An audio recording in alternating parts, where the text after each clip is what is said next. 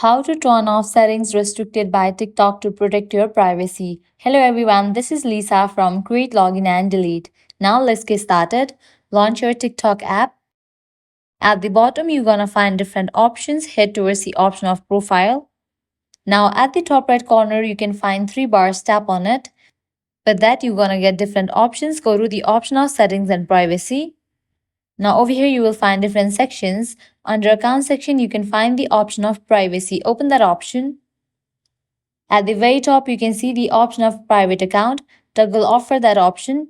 Now scroll down. Go to the option of comments. Open it. At the top you can see this option of comments. Open it and set it to everyone. After you do that, go back. Scroll down. Go to this option of mention and tags. Open this option of tags. Set it to friends. Open the option of mentions, set it to friends, go back. Now go to this option of duet, open it, set it to everyone. Likewise, head towards the option of stitch and set it to everyone.